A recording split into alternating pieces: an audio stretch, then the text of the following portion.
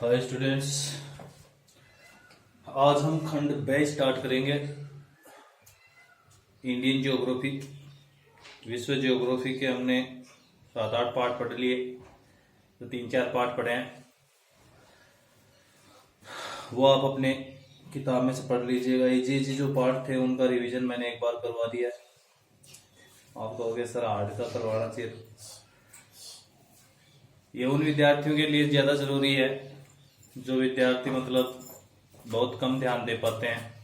वैसे तो बहुत कम देखते हैं आर्ट वाले विद्यार्थी, कमेंट्स पे पता चल जाता है लड़कों का कितने लड़के देख पाते हैं।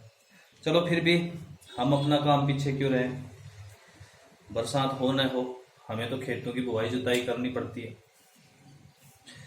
उसी प्रकार आप पढ़ो न पढ़ो हमें तो पढ़ाना पड़ता है। काफ़ी लड़के हैं जो मतलब इस लॉकडाउन में टाइम पास किया है, उन्होंने बिल्कुल भी पढ़ाई नहीं की। अब सर पे परीक्षा आ गई है। ज़्यादा तो इसलिए खुश थे कि एग्ज़ाम नहीं होगी, लेकिन एग्ज़ाम होने वाली है, 100% है। हाई कोर्ट ने रद्द कर दिया इस फैसले को कि एग्ज़ाम को रद्द किया जाए। चलो छोटो, ज़्यादा लंबा वीडियो चला जाएगा बातों में। भारत पढ़ेंगे। सबसे पहले जनसंख्या। जनसंख्या जनसंख्या का वितरण, घनत्व और वृद्धि। विश्व वाली बातें हैं, ज्यादातर आंकड़े परिवर्तित हो गए और कोई चीज परिवर्तित नहीं हुई है। किसी भी राष्ट्र का विकास उसके प्राकृतिक संसाधनों पर निर्भर करता है। जनसंख्या भी एक संसाधन है। सभी संसाधनों का उपयोग जनसंख्या करती है, उनका उत्पादन जनसंख्या करती है, उनकी खपत जनसंख्या करती है। भारत विश्व का 2.4% क्षेत्रफल है। भारत विश्व का कितना प्रतिशत है? 2.4% ही है। लेकिन विश्व की कितनी जनसंख्या इस पे निवास करती है? 17.5% जनसंख्या भारतीय भूभाग पर 2.4% भूभाग पर निवास करती है। विश्व में भारत चीन के बाद जनसंख्या में दूसरे स्थान पर, प्रथम स्थान पर चीन, दूसरे स्थान पर इंडिया। जनसंख्या के संबंधों की स्थिति से ही आर्थिक विकास संभव हो पाता है। जनसंख्या ज्यादा है, आर्थिक विकास कम, क्योंकि खपत ज्यादा। चलो जनसंख्या का वितरण पढ़ते हैं। हमारे भारत में जनसंख्या का वितरण कैसा है? समान रूप से पाया जाता है? नहीं, जनसंख्या का वितरण हमारे भारत में असमान पाया जाता है। कहीं जनसंख्या बहुत अधिक है तो कहीं जनसंख्या कम है। मैं सबसे ज्यादा जनसंख्या भारत में कहाँ है? नंबर 1 मैदानी प्रदेश।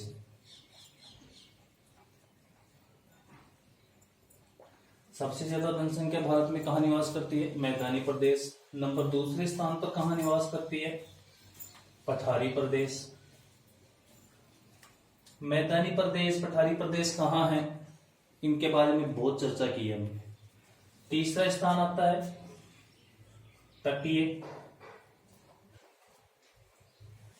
दोनों तटों पर, पूर्वी तट और पश्चिमी तट पर।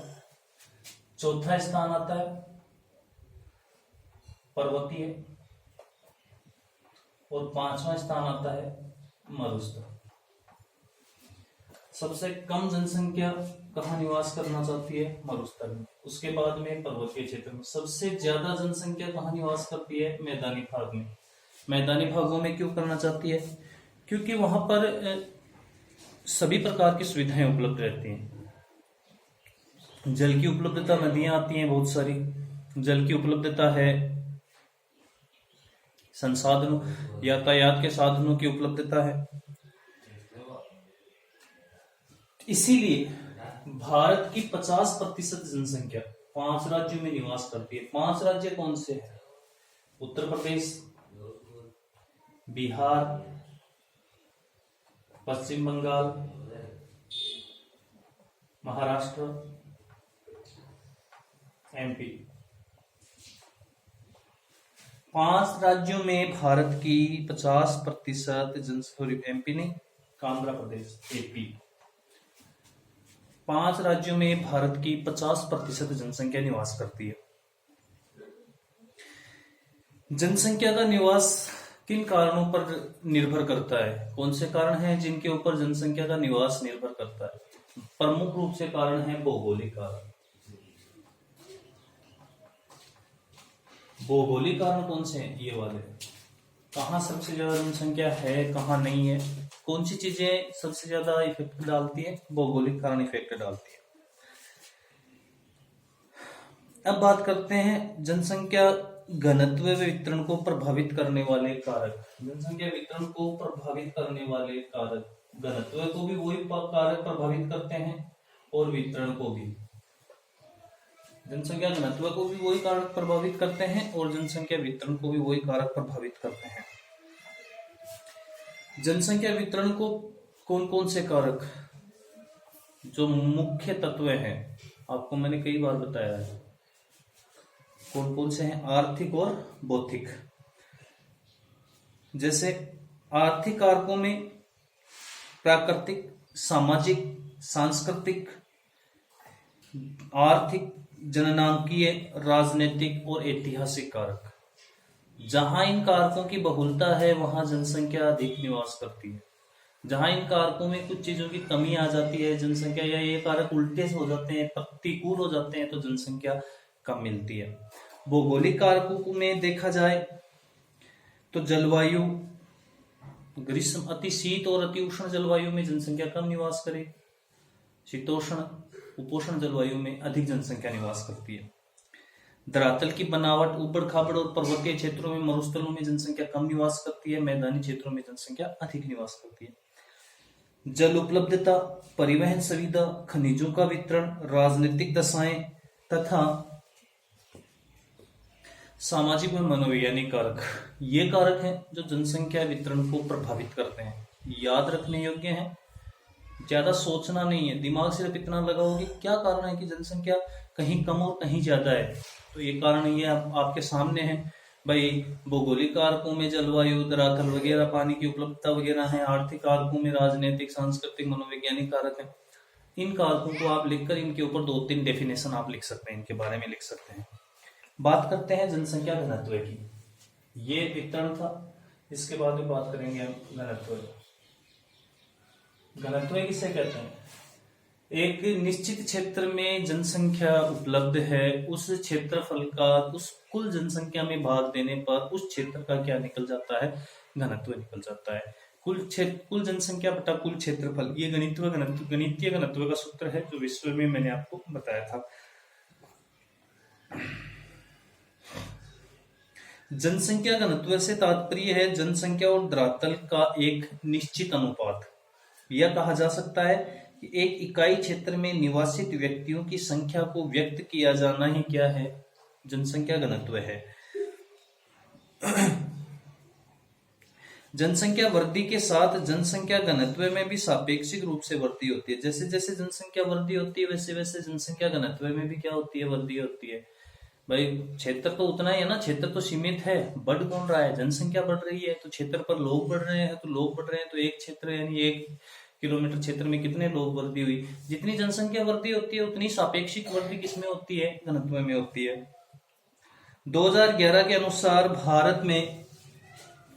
भारत का औसत जनघनत्व कितना था? भारत का औसत जनघनत्व 382 व्यक्ति प्रति वर्ग किलोमीटर में निवास करते थे भारत। कब? सन 2011 में। अब की बात नहीं कर रहा, अब तो और भी बढ़ गए होंगे। सर्वाधिक जनघनत्व किस राज्य का था? सर्वाधिक जनघनत्व था बिहार का। कितना था भाई? 1102 व्यक्ति प्रति वर्ग किलोमीटर पर निवास कर रहे थे। किसके अनुसार? सन 2011 के अनुसार। सबसे कम किसका था? अरुणाचल प्रदेश का। कितना था? केवल 17। ये सर्वाधिक जनघनत्व बिहार का 1102, आंध्र प्रदेश का 17। यदि हम केंद्र शासित प्रदेशों में बात करें तो सबसे ज्यादा किसका है? दिल्ली का। और सबसे कम अंडमान निकोबार द्वीप समूह का। दिल्ली का 11,000 से ऊपर है और अंडमान निकोबार द्वीप समूह कितना है? ओनली 46 है। भारत में जनसंख्या घनत्व की दृष्टि से 3 भागों में बांटा गया है। उच्च घनत्व, निम्न घनत्व, मध्य घनत्व और निम्न घनत्व। अब बात करते हैं जनसंख्या वृद्धि की। यह घनत्व की बात हो गई। जनसंख्या वृद्धि, भारत की प्रथम जनगणना कब हुई थी? सन 1800, कई विद्यार्थियों को याद है, 72 में जनगणना हुई थी, लेकिन पूरी तरह से संपूर्ण नहीं हो पाई। पूर्ण रूप से जनगणना भारत में कब हुई? 1881 में। 1881 में पूर्ण रूप से जनगणना हुई थी। किसी निश्चित समय में किसी स्थान पर जो जनसंख्या बढ़ती है उसे क्या कहा जाता है? वृद्धि कहा जाता है। तो हम ऐसा कह सकते हैं, किसी निश्चित समयावधि के दौरान जनसंख्या में होने वाले परिवर्तन को जनसंख्या वृद्धि कहा जाता है। जनसंख्या वृद्धि 1901 से लेकर 2011, 1901 से लेकर 2011 के मध्य 4 कालों में इसे हम विभाजित करते हैं। मंद वृद्धि का काल, किस वृद्धि का काल? सॉरी, 4 अवस्थाएं। मंद वृद्धि का काल, स्थिर वृद्धि का काल, तीव्र वृद्धि का काल और घटती वृद्धि का काल। 4 भागों में बांटा गया है वृद्धि को। कब से? 1901 से 2011। 1901 से लेकर 1921 तक जनसंख्या वृद्धि कैसे रही? मंद रही। 1921 को, सन 1921 को क्या माना जाता है? जननांकीय विभाजक। इस दशक को जननांकीय विभाजक कहा जाता है।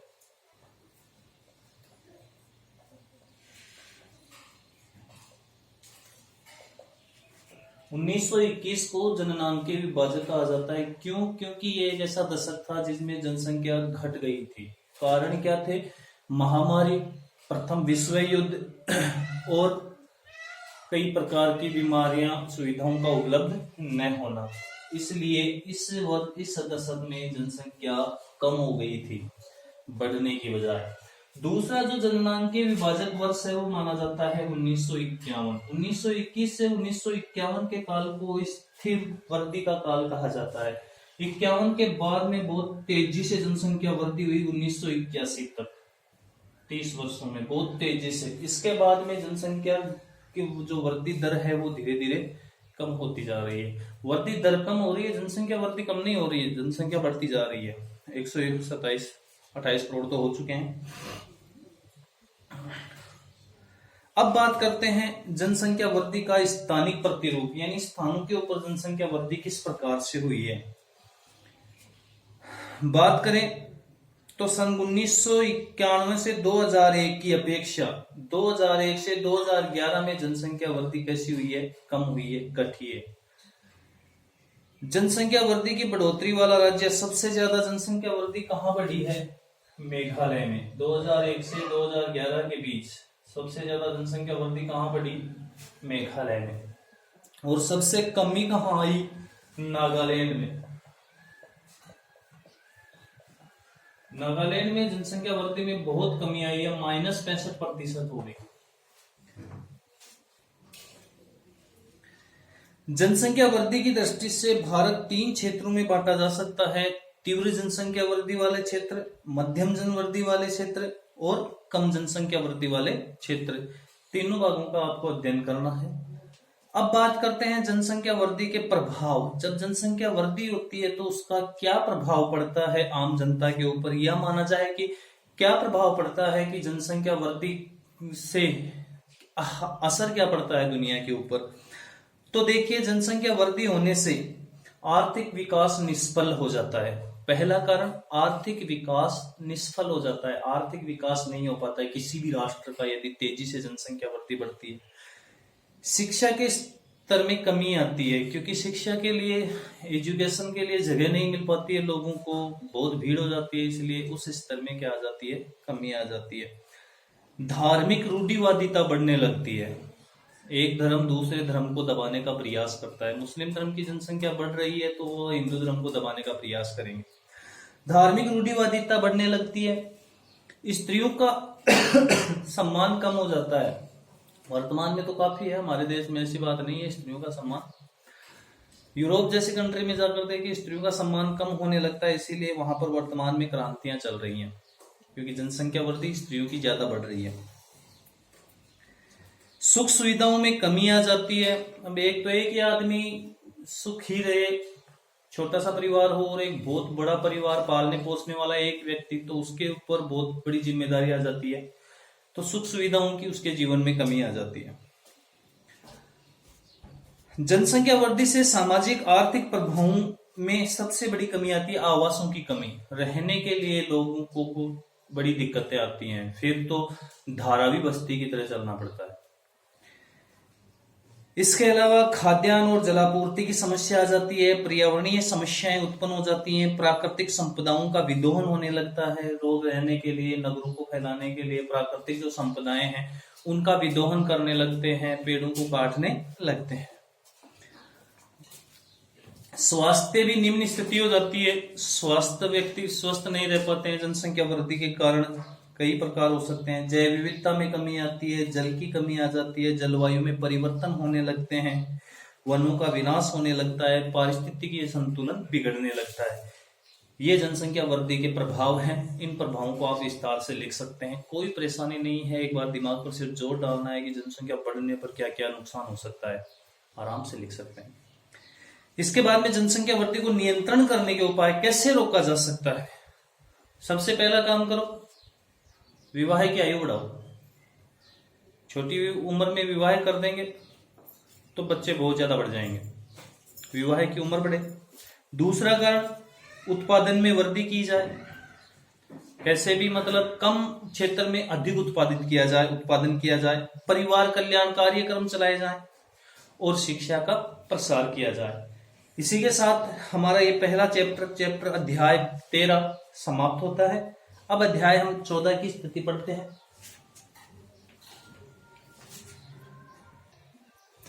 अध्याय 14, जनसंख्या संरचना।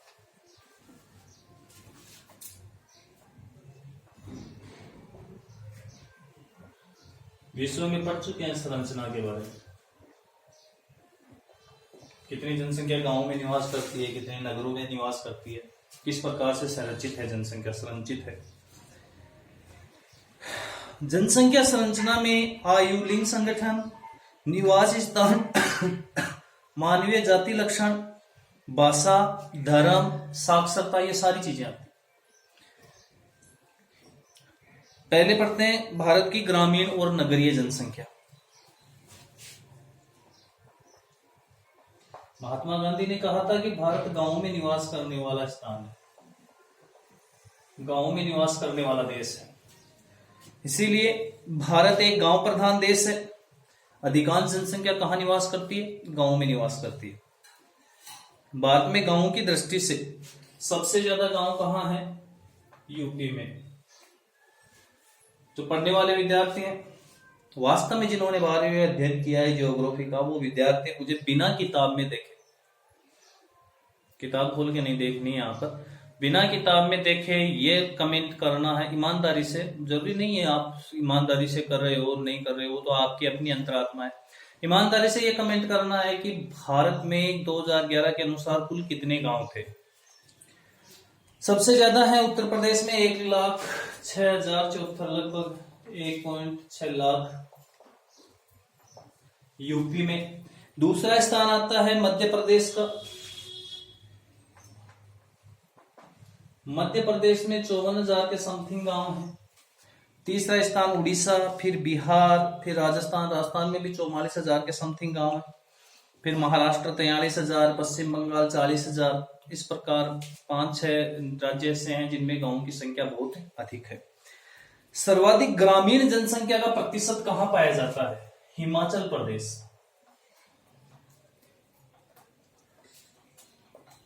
सर्वाधिक ग्रामीण जनसंख्या का प्रतिशत पूछ रहा हूं, यानी 100 व्यक्तियों में से ज्यादा गांवों के लोग कहां निवास करते हैं? हिमाचल प्रदेश में कितने प्रतिशत लोग ग्रामीण हैं हिमाचल प्रदेश में? 89.96 अर्थात 90%।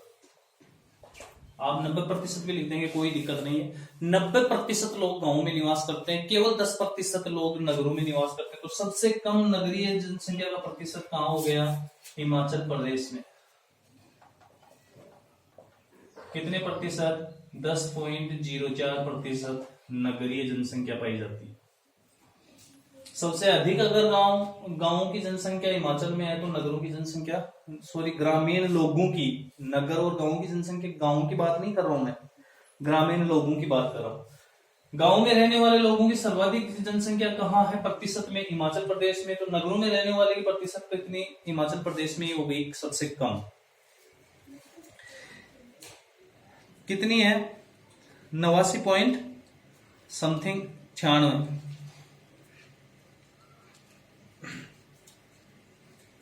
सन 19, अच्छा इसके बाद में बिहार में है 88.70, इसके बाद में असम में 85.92, उड़ीसा में 83, फिर मेघालय, फिर उत्तर प्रदेश, फिर अरुणाचल प्रदेश। 1985 में भारत में कुल कितने नगर थे? 3245। 1981 में भारत में 3245 गांव थे, नगर थे। गांव कितने नगर थे? 3245 नगर थे। अब जिनकी संख्या 2011 में बढ़कर हो गई 7935। 2011 में इनकी संख्या बढ़कर हो गई 7935, यानी 7935 नगर हो गए हैं। बड़े नगरों की बात कर रहा हूं मैं, छोटे छोटे शहर पलसाना जैसे तो बहुत नहीं, ये तो गांव ही है, शहर का एक है। नगरों की संख्या सर्वाधिक कहां पर है? तमिलनाडु। तमिलनाडु में सबसे ज्यादा नगर हैं। कितने हैं? 721 नगर है। सबसे प्रमुख इन्हीं का ध्यान रखना है। फिर उत्तर प्रदेश में 648 है, मध्य प्रदेश 364, महाराष्ट्र 256। सबसे ज्यादा जनसंख्या नगरों में कहां निवास करती है? सबसे ज्यादा निवास करती है तमिलनाडु में ही। कितनी प्रतिशत जनसंख्या नगरों में निवास करती है? 48.45% जनसंख्या नगरों में निवास करती है। सबसे कम कहां निवास करती है? हिमाचल प्रदेश। तो ग्रामीण जनसंख्या सबसे कम कहां निवास करेगी? तमिलनाडु में। सूत्र याद हो गया? ग्रामीण जनसंख्या का प्रतिशत जहां सबसे अधिक है वहां नगरीय जनसंख्या का प्रतिशत सबसे कम। जहां नगरीय जनसंख्या का प्रतिशत अधिक है वहां ग्रामीण जनसंख्या का प्रतिशत सबसे कम। चलो अच्छी बात है। भारत में नगरीय जनसंख्या क्यों बढ़ रही है? इसके बढ़ने के कारण क्या हैं? नगरीय जनसंख्या वृद्धि के कारण प्रश्न में आ सकता है। तो कौन कौन से कारण हैं जिनसे नगरीय जनसंख्या बढ़ती है? ग्रामीण क्षेत्रों में सबसे प्रमुख चीज है रोजगार का अभाव। गांव से लोग नगरों की तरफ क्यों जा रहे हैं? रोजगार प्राप्त करने के लिए। रोजगार का अभाव, नगरीय आकर्षण, नगर अपनी तरफ खींचते हैं। नगरों में गांवों की अपेक्षा अधिक सुविधाओं का